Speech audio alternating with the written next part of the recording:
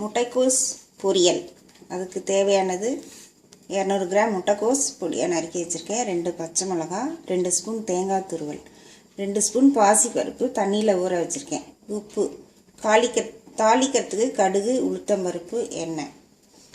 இப்போ தாளிக்கலாம். 1 ஸ்பூன் எண்ணெய் விடுறேன்.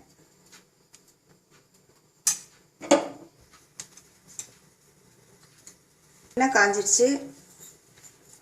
1/2 ஸ்பூன் கடுகு,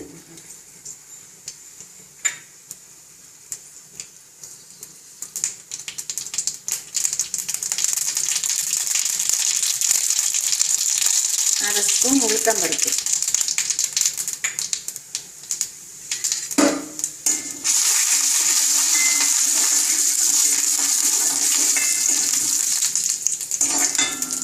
2 பச்சை மிளகாய். இப்போ இந்த பாசிப்பருப்பு இந்த தண்ணியோட விடுறேன்.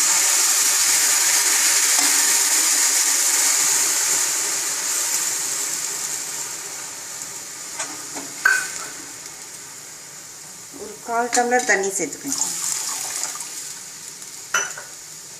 இப்போ இது மேலே இந்த முட்டைக்கோஸை பொடியாக நறுக்குனதை அது மேலே வைக்கிறேன். அடுப்பை சிம்மில் வச்சுட்டு மூடி வச்சுருவோம், வேகட்டும். இப்போ முட்டைக்கோஸ் வெந்துருச்சு.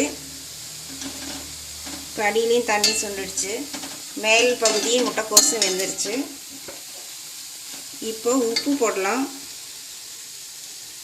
1/2 ஸ்பூன் உப்பு, 2 ஸ்பூன் தேங்காய் துருவல்,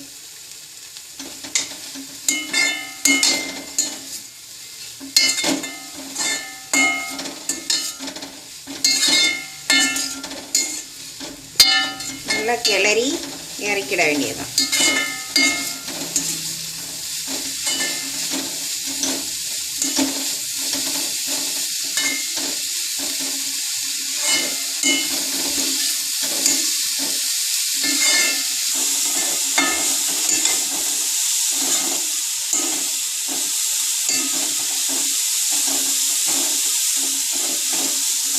அடுப்பு அணைச்சிடுறேன்.